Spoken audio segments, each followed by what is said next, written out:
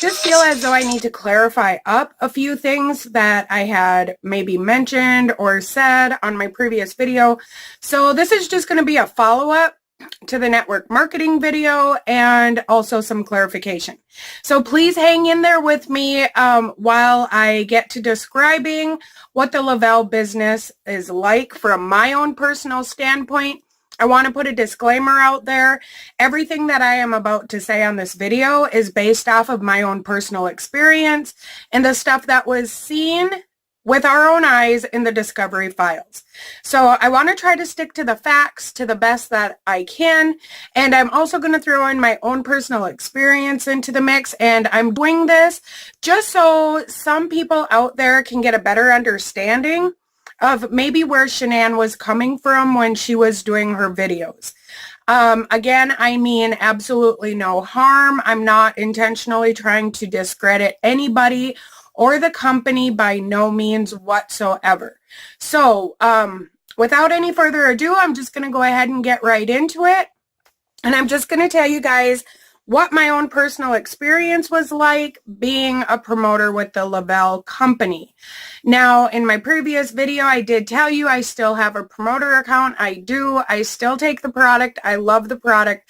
This video is by no means any type of advertisement for the company or the product. Again, I am speaking from my own personal experience. So when you come in and you join the company Le-Vel, you have two ways to do so.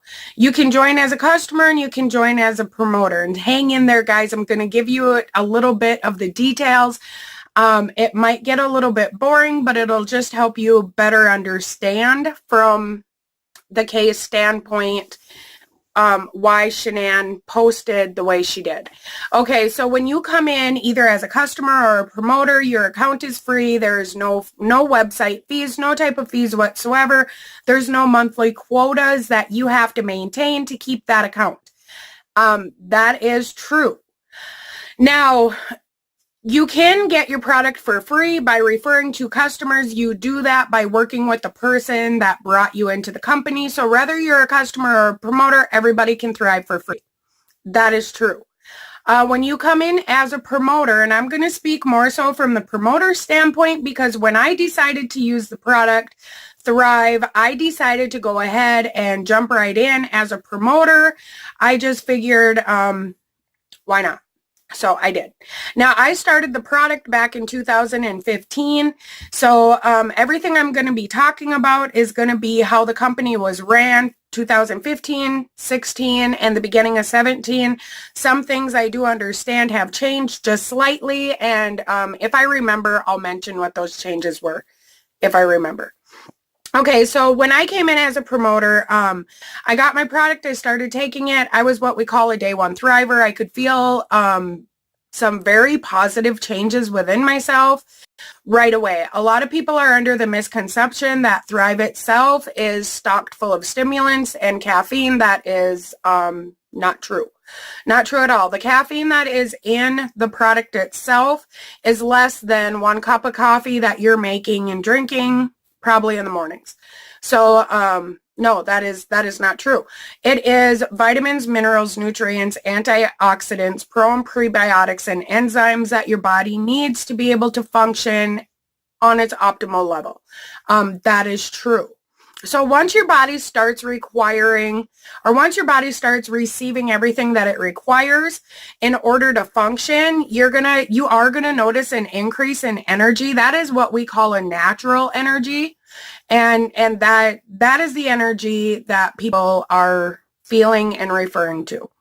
So when I came into the company, I was told, and I was told right away on a 3-way call that there's certain do's and don'ts when you become a promoter with Le-Vel.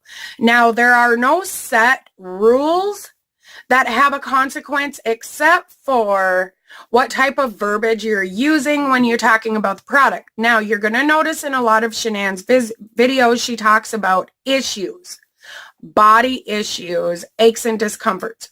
We have to talk like that. As Thrive promoters, we cannot associate the product helping a specific ailment, because that would be a form of stating some type of a claim, and we cannot go there. We can actually be sued for that. So we cannot promote that Thrive can cure, prevent, anything along that sort. Not at all. Only doctors can do that. Only doctors have the ability to be able to diagnose. Le-Vel promoters do not. So that is why some of the verbiage you hear us using is pretty neutral. That's why. Okay, so that explains why you're going to be hearing in Shanann's videos. If you do go back and rewatch any of them, I have watched some of them, and I can clearly tell that Shanann was very, very involved with the company. She absolutely loved the product with a passion, and I wholeheartedly do believe that the product was helping her in many ways. Now, from a company standpoint, being within the company, there's a lot of experience calls that you can go on, and the CEOs themselves hold a monthly corporate call, and I used to get on all of those calls, as many as I could. I never missed a corporate call up until I decided to take a big step back from promoting the product itself. And this is where my story gets a little bit personal. I don't blame my experience from the company standpoint per se, as I do a team standpoint. I do realize that Shanann and I were on different teams. She obviously was on a very strong team, a very close team. You can see that within the discovery files. She made a lot of friends. A lot of people were either above her or directly beneath her that they were interviewing, and that wasn't the case with me. So the person that I came in underneath of when I joined the company was somebody that I physically knew, and I still do. And that person was there for me from the get-go. And when I have questions even today about anything, because I still do take the product, I love the product and I do stand behind the product. She is still there for me today. In 2015, we're both pretty much in the same boat, so it was kind of the blind leading the blind. The company tells you to work with people that are above you. So there are multiple levels of that we call rankments when you come into Le-Vel. When you first come in, you're just considered strictly a brand promoter, but everybody is a brand promoter regardless of your rank. Your first rank you're going to hit is 4K. 12K is your next. That's where the auto bonus is at, and that is real. A lot of people are a little bit confused as to whether or not the company gave the vehicle to Shanann. How that works is once you reach 12K, that gives you the ability and the option to either take the $800 auto bonus, which if you choose to do that, you need to choose between 4 luxury vehicles. That would be Cadillac, BMW, Mercedes, and there is a fourth one. I don't remember, but there is 4. And then your other option is to not take the $800 auto bonus, but take a $300 cash bonus instead on a month-to-month basis. That $800 auto bonus, what you need to do is acquire your vehicle, set up your contract. Everything is being ran through your name. So you're going to the dealership, you're getting the vehicle, you're signing the loan payment, and then you're going to transfer those papers and show proof to Le-Vel that you now have this luxury vehicle. As long as you are maintaining 12K month after month after month, the company is going to give you $800 on the second Tuesday of every month. That $800 can be used however you see fit. You can make your payment with it. A lot of people will get a vehicle that is a couple years old, because then your payments are going to be a little less than what a brand new vehicle is going to be. They'll be between that $300 and $400 range for about a 2-year-old vehicle. And now they got that extra money left over. I do know another auto bonus earner that's directly on my team, and that is what she chose to do. She went with the Cadillac. She got one that was 2 years old. Her payment was $300 and something. The remainder of it, she paid her insurance, and she also used the remainder of what was left of the $800 for her gas. So technically, yes, she was driving her vehicle for free every single month. Okay, so that is how the auto bonus works, and that is how Shanann achieved her Lexus. Lexus is the fourth vehicle. Sorry. There it is. Fourth vehicle. Okay. So now everybody understands how that works. Just to clarify up any type of, I see a lot of people out there on YouTube wondering just how exactly did she get this vehicle. That's how she got it. So now once you got the vehicle, you're going to want to maintain that 12K status.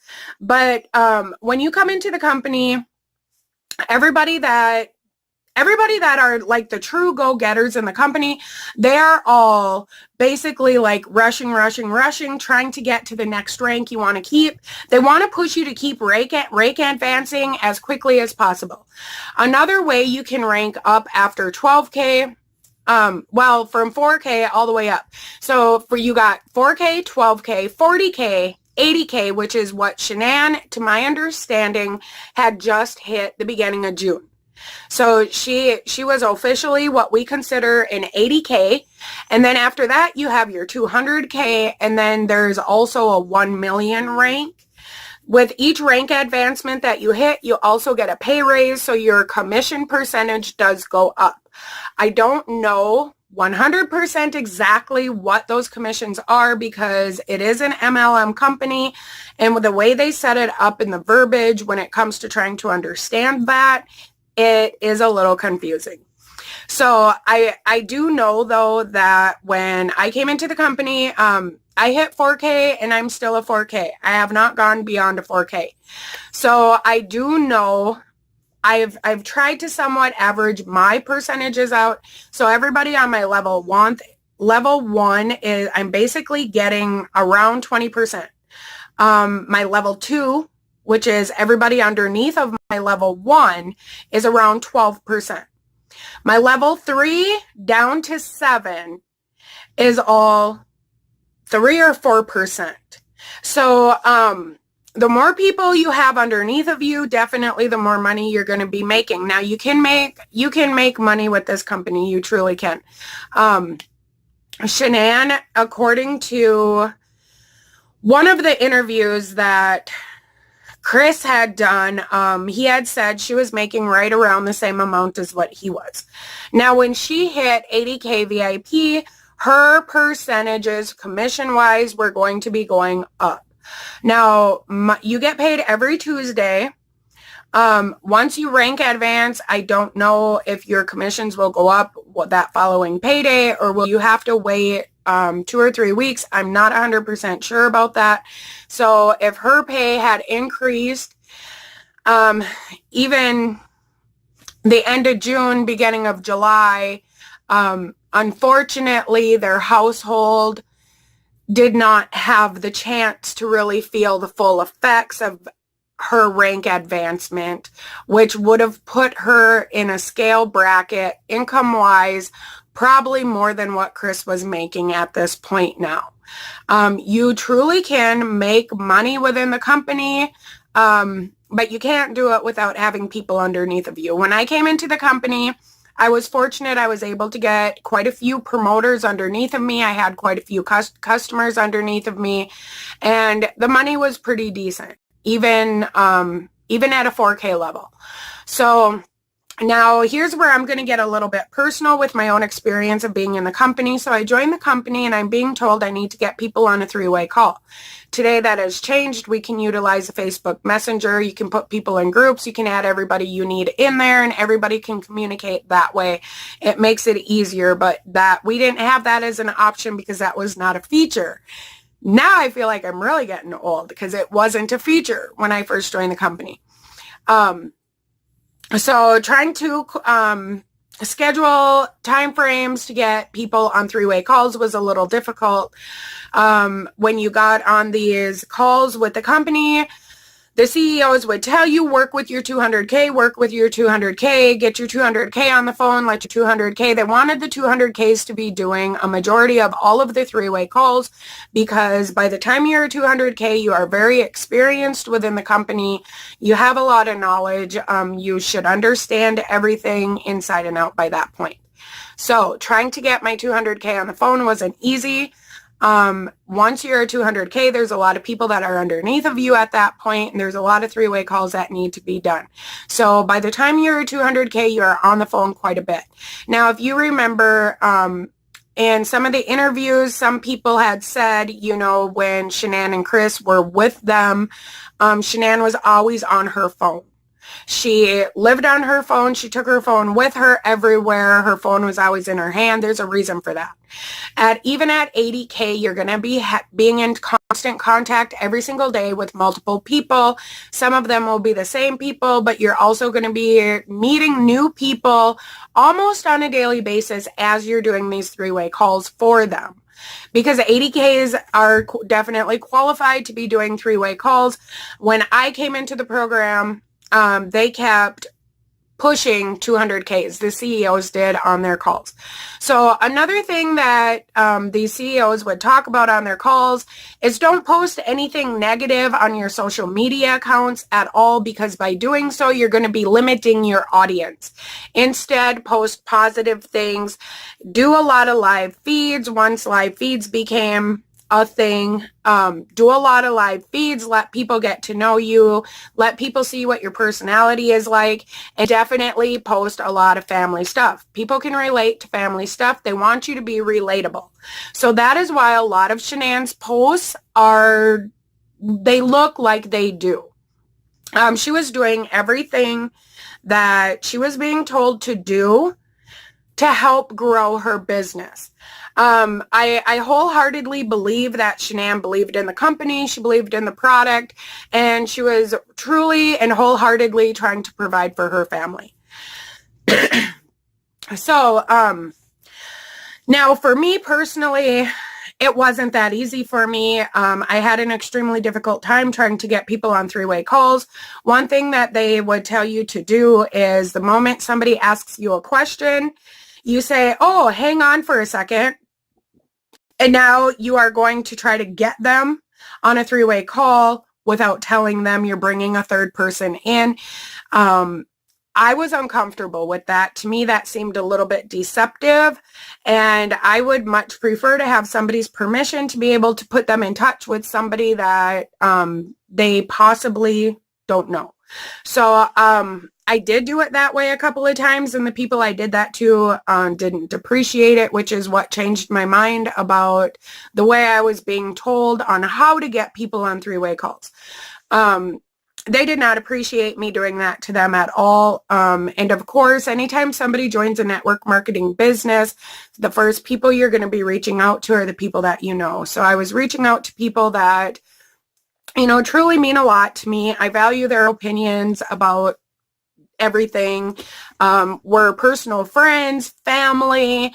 So when I just kind of like threw them on this three-way call and I'm like, hey, here's my friend so-and-so, which I was a little uncomfortable with too, because I didn't know anybody on my team other than the person I came in under.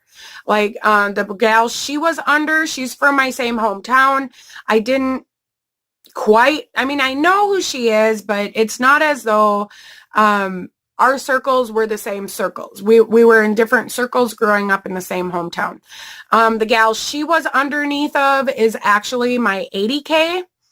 We didn't have a 40K on my team. I had a 4K. I had a 12K. My 80K was somebody I had never met. I still have not met her to this day. The 200K is somebody I have not met. I still haven't met her to this day. And the 1 million leader is still somebody I have not met to this day. So I'm being told to do all these three-way calls, and some people weren't appreciating me doing that to them. So I took a different approach, and I started telling people, you know, I stuck to the once they ask you a question, doesn't matter what that question is, you're told to play stupid. So normally, there's going to be one of two questions that are going to be asked the most, and it is what's in it. So now they want to talk ingredients. And so now you're going to play stupid. Oh, you know what? Would you mind if I get you in touch with my friend so-and-so? She's been with the company a lot longer than I have, and she can explain that to you better than what I can. The second question you're going to be probably asked the most is, how much is it? Oh, you know what? Let me put you on the phone with so-and-so. Actually, I get my product for free, and it's been so long since I paid for my product that I couldn't even tell you. Hang on for a second. Let me grab her. So that's how we're supposed to play stupid. So even though, and actually it's not always per se a lie as to how much it is, because for a long time I did get my product for free. I truly did. And at one point I really did forget how much it costed because it had been so long since I paid for it. So those were just a couple of aspects that I personally kind of struggled with. I felt like I was being a little bit deceptive to people. I don't like being deceptive. And in the beginning, I didn't quite fully understand that whole entire third person validation was important for the other person, because I thought the questions they were asking were pretty straightforward and simple. How much is it? Why can't I answer that? What is in it? I have the product in front of me. The ingredients is completely listed out. Why can't we go over that? I didn't fully understand. And then when you started to mix in how I was getting people on these three-way calls and they weren't appreciating it, now I felt bad about that. And so I just kind of went to a little bit of not a bad experience, but an uncomfortable one from the get-go. So now my 200K that I'm supposed to be working with, there's a lot of people within the company, Lavelle. There's a lot of different teams. There's a lot of different legs, and there's a lot of different personalities. My personality clashed with my 200K's personality. I'm not going to say one way or the other, whether she's a good person, a bad person. I've never met her. I don't know her personally. Anything that I'm basing any of my thoughts or opinions on is just strictly wholeheartedly on the things that I have seen her post directly about, and seeing the type of personality traits that she exhibited through her posts, which she's just not somebody that I would probably seek out a friendship with. Per se, birds of a feather flock together, and I didn't want to be known to be in the same type of light as what she was putting herself in. And I'm just going to kind of leave it at that in a very nice way, because this isn't about shaming anybody. It's not about bashing anybody. I'm just talking about my own personal experience. So because I belong to the company and I'm being told to work with my 200K, I started putting people in touch with my 200K. I tried to get to know my 200K personally. Sorry about that. Had to take a phone call. So I tried to get to know my 200K personally. And so I did ask her on 2 different occasions if I could get on the phone with her and just chit chat. And I did want to discuss a few of my own personal feelings that I was feeling, and those phone calls never did happen. A lot of times when I would reach out to my 200K or even my 1 million to get people on three-way calls, which is what I'm being told to do, a lot of times I wouldn't get a response from them. And at that point, it's like, what are you supposed to do? So what I did was I reached out to my 80K. I expressed my concerns to her. I told her, it's very frustrating that I'm having a hard time getting people on three-way calls. And when I do have somebody that agrees to a three-way call, I can't get a response from who I'm supposed to be getting a response from. I told her this is also frustrating. I have said in previous videos that my family and I, we are self-employed. We are a family business, and I needed to be directing a lot more of my energy towards what my main income is. I wanted my Lavelle business to just kind of be supplemental. I love the product. I honestly wanted to help as many people as I could, because I know what issues the product has helped me with. So, and who doesn't like to make some extra money? Everybody does. And extra money coming into a household is always nice. So that is why I kind of jumped right in. And once I started to realize that the product works, I'm like, hey, you know what? Yeah, let's do this. Because in the beginning, I wasn't 100% sure when I first placed that order. Because remember, I jumped in as a promoter. So I reach out to my 80K. And I tell her I'm really frustrated. I think I'm just going to quit. And her response back to me is, well, let me know if you're going to quit so I know what to do with your people. Now, I got a little offended by that because there was no type of conversation as to addressing the issues that I had went to her with in the first place. She didn't even comment about that, period. I tell her I'm frustrated and I think I'm just going to quit, which is exactly how I was feeling at that moment. And she comes back with, well, let me know so I know what to do with your people. Now, for those of you that don't know anything about the network marketing industry, a majority of the companies are set up where you have levels underneath of you. And like with Lavelle, for instance, it is 7 levels deep. So if you have, you know, all of your levels here and I'm here for my 80K and you pull me out, that's going to take everybody under me and push them and butt them up underneath of everybody. And it's going to take that top part of the leg and push everyone up because that eliminated me.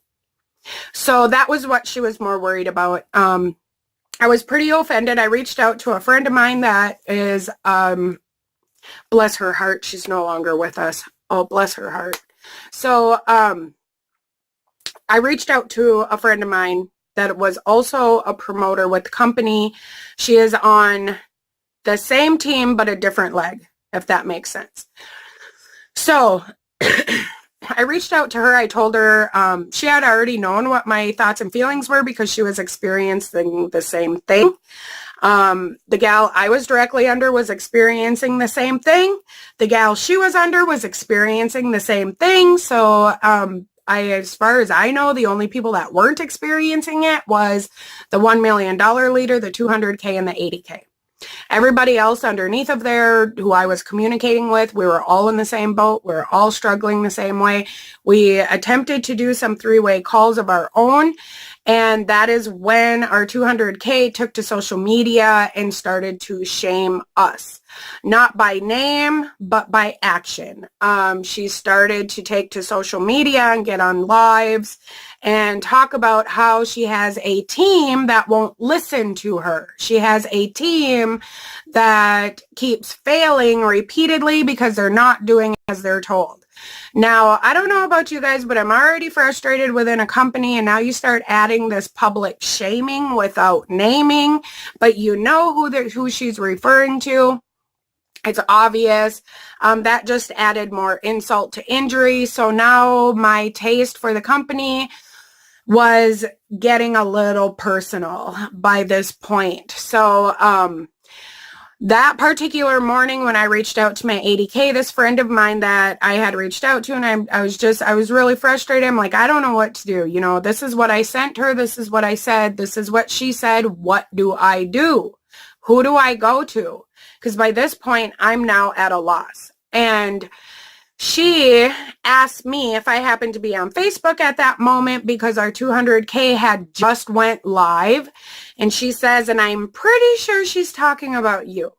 And I'm like, oh no. So I go to Facebook Live, and sure enough, she is. Once again, she's not naming, but she's definitely shaming, and she's talking about somebody that reached out to somebody underneath of her on her own team that is in 80K, which is who I reached out to, and was whining. Now, keep in mind, this is the same 200K that I can't get a response from in the few 3-way calls that she did do for me. There was 2 of those 3-way calls where she got really sarcastic with the person, and those people didn't order in the end. They're just like, whoa. You know, so I was really frustrated. My husband is watching me, and he knows I'm frustrated. He can see I'm frustrated. And by this point, he's a little sick of the company. He's a little tired of the team, and he's really tired of watching his wife, you know, just basically struggle. And what he was more frustrated about was it was taking my energy and my focus from the business that I should have been more focused on, because I was trying to get some people underneath of me, because being a part of this company did appeal to me and it did look like fun. I did go to Dallas in 2016 for a Lavelle event, and I'd never been to such a thing before. I was really excited to go. I was really excited to get there. And when I got there, oh my gosh, my mind was blown. There was 20,000 promoters there. And I've never been in an establishment with that many people, I don't think. Maybe at a Twins game. So anyway, I get there and there's all these Thrivers. You know, for the most part, everybody's happy and they're friendly and they're really nice. And I was just really overwhelmed. I was taken back by all of the people. So now the events start. And once these events started, like the hype of it is all just like so high. Very energetic, you know, the CEOs come out on stage and they're just a hooping and a hollering, you know, and they're literally waving their hands up and down, you know, like they want to get the crowd pumped, get you pumped, keep that excitement going. And that's just the way it is with company. They want to keep you enticed by dropping little tidbits of information, get you excited about a brand new product that's going to be getting launched that they're not going to come right out and tell you exactly what it is yet, but they're going to take about a 3 to 4 week time frame and they're going to build the excitement. Get on social media and post in a roundabout way about this new product, and always post about your excitement. Always post how you love the product. Now, this is what you're being told to post. So now, are you guys getting a little bit of a better understanding of why some of Shanann's social media looked the way it did? It was because she was promoting what she was doing. It's basically like promoting a lifestyle, because that's what they tell you Thrive is. It's a lifestyle. I don't know how many different companies in the health and wellness industry I now see saying it's a lifestyle. It's not a diet, it's a lifestyle. You know, the verbiage is always the same. And it just seems to be with the health and wellness industry, but that is what Shanann was doing. She was listening to what was being told to her because she really did want to be somewhere within the company. She wanted to just kind of keep going, because the higher the rank you get, the more money you're going to be making. And, you know, and at 80K, she was doing good. I'm going to tell you that right now. She was doing good.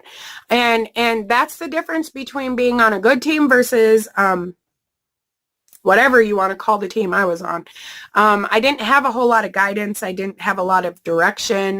There was definitely a lot of orders that were thrown out there and do this, do this, do this. But then when you went to them with the concerns, and when you did try to do it and it didn't quite work for you, you know, there wasn't a lot of answers. You know, if you had issues you had to deal directly with the company with, you have to put in a support ticket, and those support ticket answers come back and kind of a roundabout generic wording, you know, and she's like, what does that mean? You know, so I don't know, but the company has to protect themselves as well. They can't be putting anything out there that is going to be damaging to them either. So I get it. I understand that. You know, in the health and wellness industry, there's a lot of steps that need to be taken in order to protect yourself legally, and also for the company needs to protect themselves legally. And that's with any company, really. You know, when it comes to legalities, you just want to make sure that everything is proper. So my experience with Le-Vel was definitely different than what Shanann's was, but we did hear the exact same conference calls that our CEO were doing every single month. I was probably on some of those same calls right along with Shanann. A lot of us would dial in and we just listen. I've never spoke directly on one of the monthly conference calls. I used to hold some experience calls of my own. That's just where you have a host, and the host brings in guests that tell their Thrive experience, what Thrive has done for them, how it has helped them from a product standpoint and also a business standpoint. So when I joined the company, I was being told not to post anything controversial. Don't comment on anything controversial. Just basically keep your thoughts, your feelings, and your opinions to yourself. Only post about positive things. Post about some material things in your life, because that's going to prove you're making money. And our CEOs themselves at one point on a call were saying, brag your 200K up, brag your 200K up. And I remember hearing that and thinking, if my 200K was doing something that was worth bragging about, I definitely would, but that's not the case with mine. So eventually at one point, I did decide to just kind of really take a step back from Le-Vel, and it's not even really the company's fault. It's not really a product fault at all. It was a team. I blame it on a team leadership fault.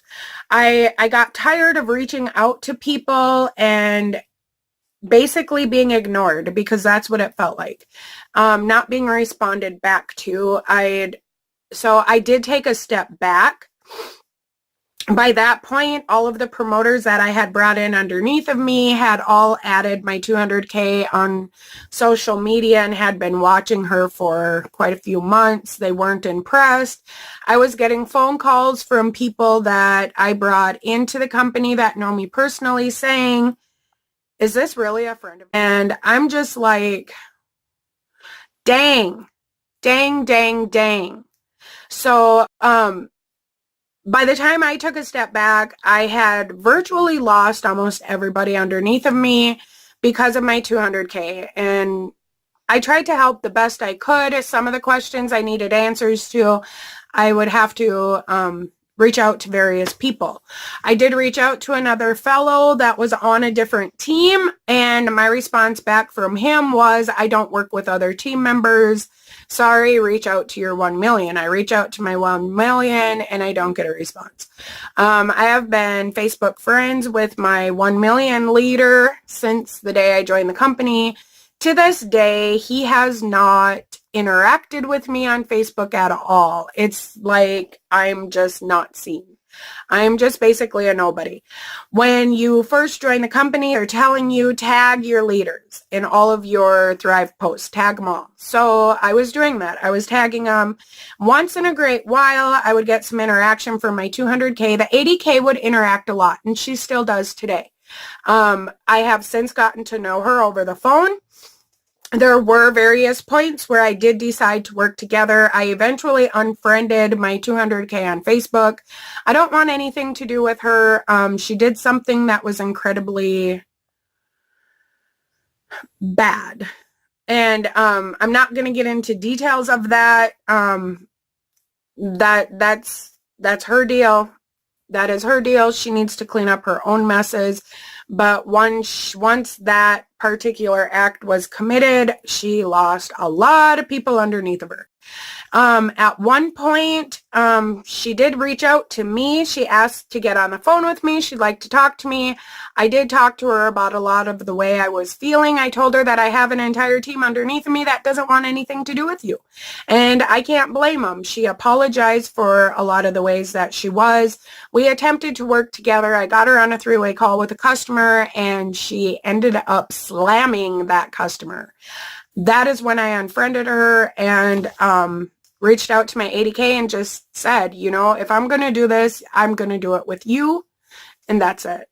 Because I can't deal with the drama and the chaos that goes along with my 200K. And that's really unfortunate because the product does work. The product works amazing.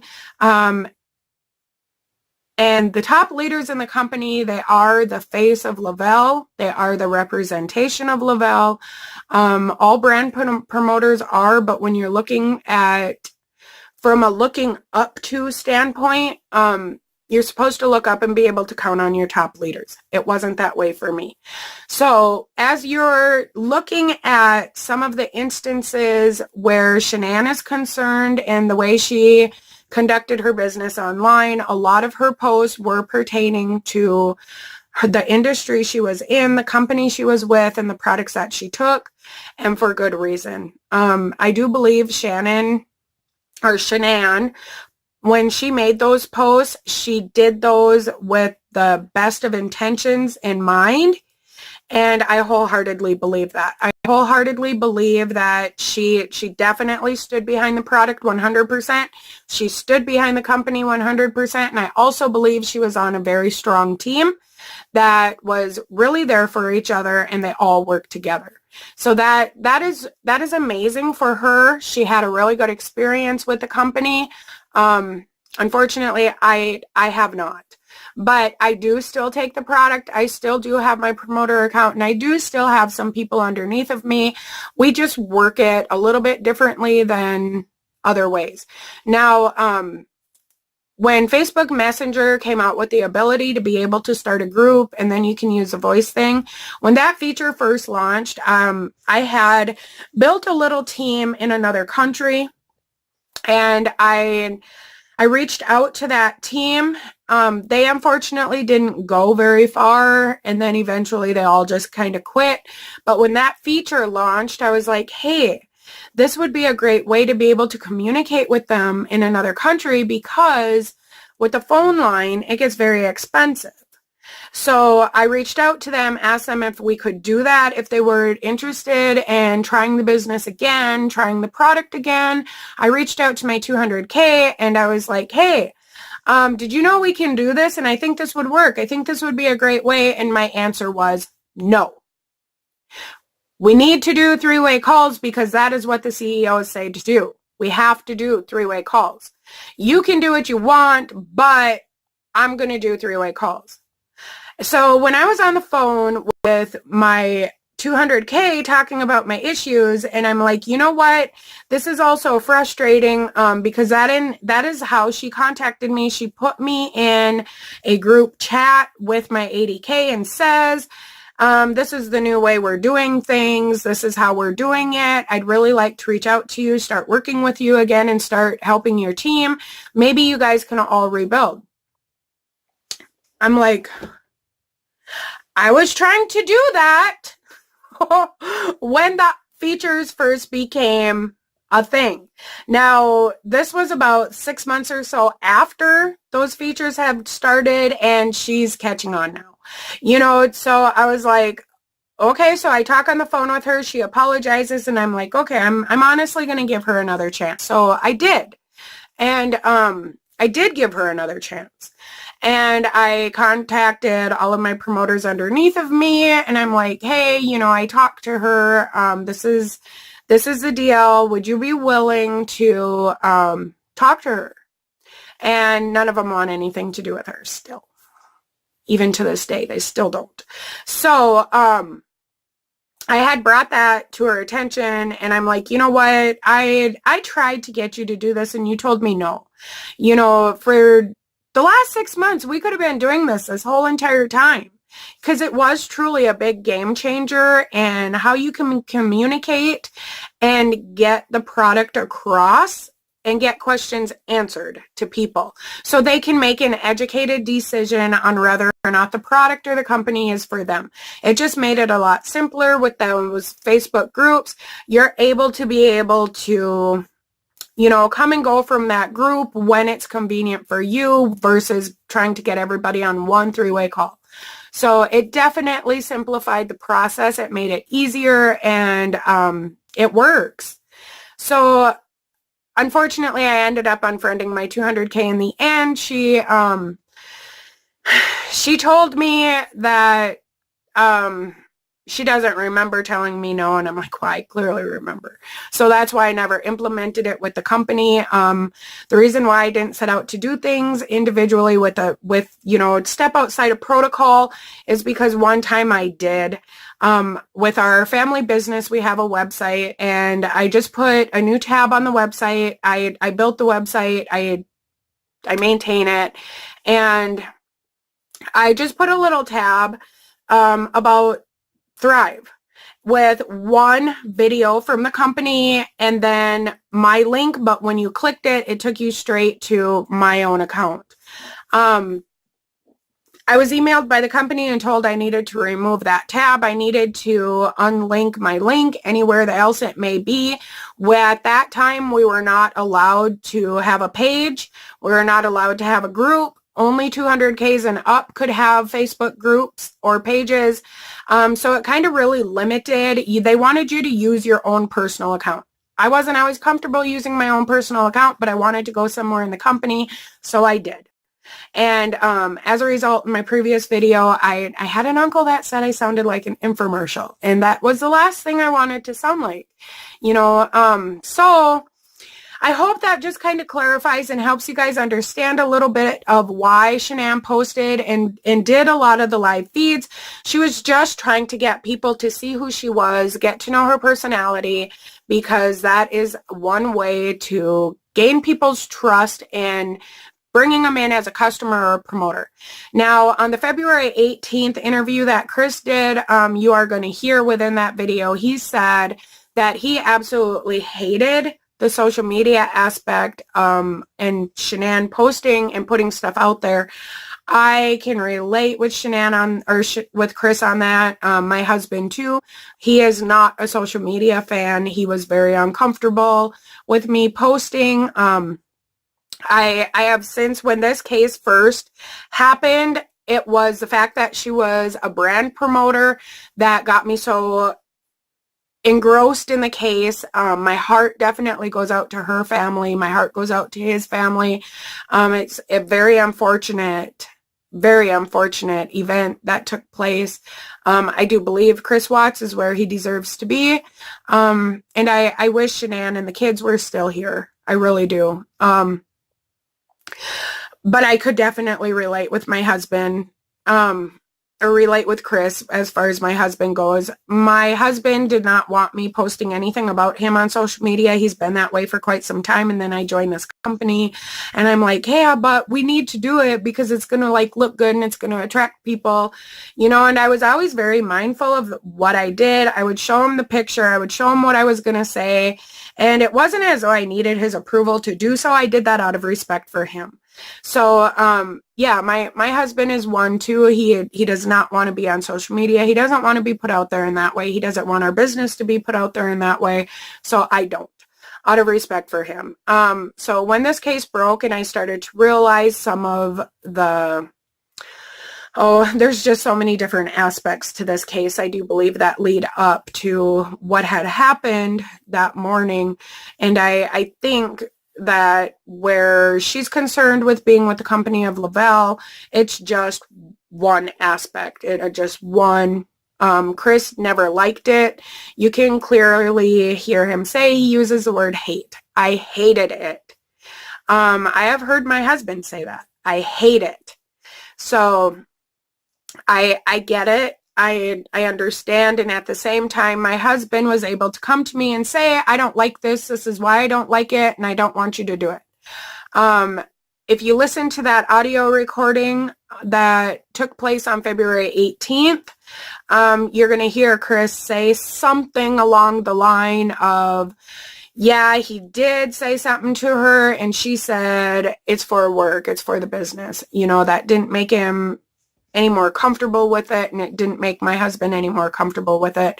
And I just feel as though if there's any gold nuggets that need to be found within this episode and the episode 3 is, if you are putting people out there on social media, please be mindful as to whether or not they even want to be put out there. Be mindful of what it is you're saying about them, and maybe even ask their permission, because not everybody wants to be thrown out on social media. And I think as a respectful individual, it's only right to get somebody's thoughts, feelings, and opinions about the issue before you set out to do something, regardless of how genuine your intent is. I just think it's the proper thing at this point.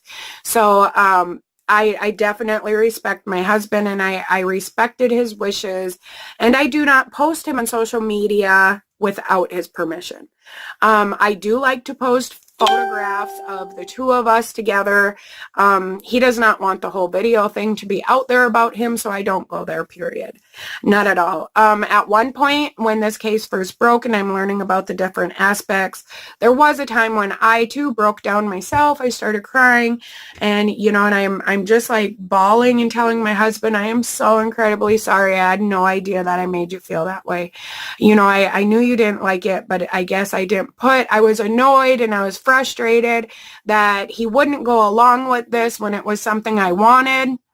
I didn't see any harm in it, and I didn't fully understand, but as his wife, I needed to respect his wishes, so I did so without 100% realizing how I was making him feel. So I apologized to him and told him, I promise you I will never exploit you in the name of the mighty dollar again. And I am very sorry for ever exploiting our minor child as well.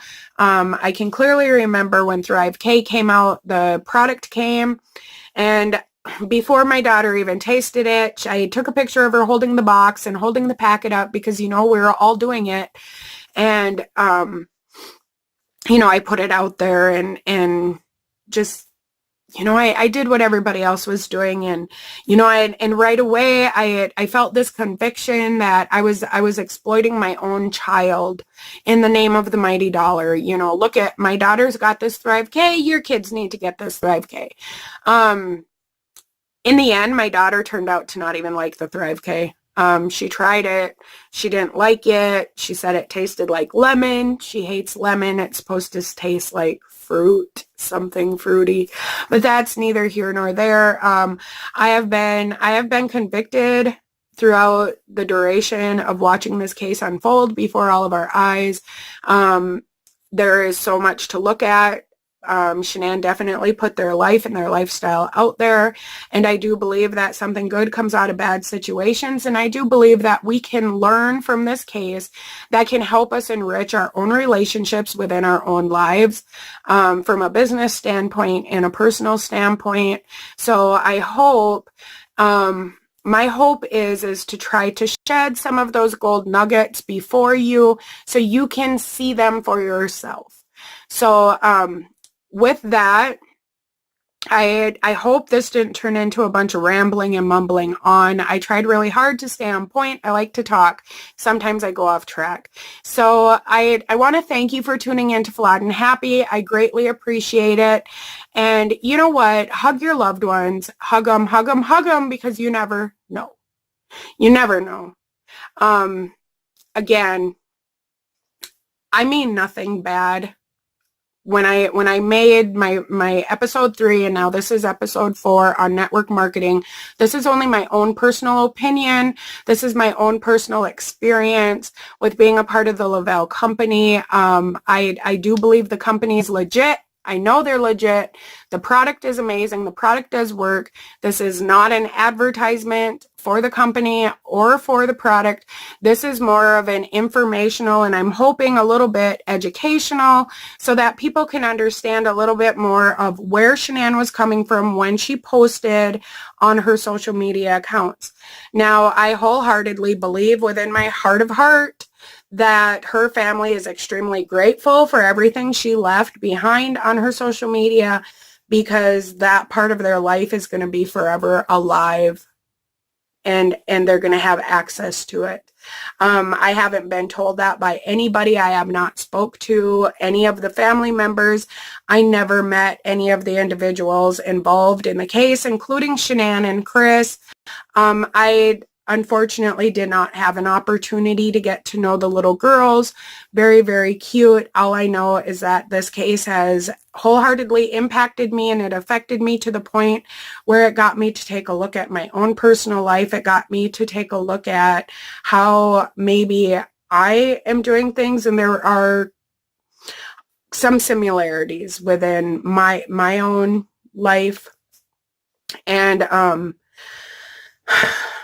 I want to talk about those as the episodes go on. So thank you for tuning in to Flawed and Happy. I am glad you are here. If you have not done so, please hit the subscribe button. Don't forget to hit the notification bell so that you can get future uploads.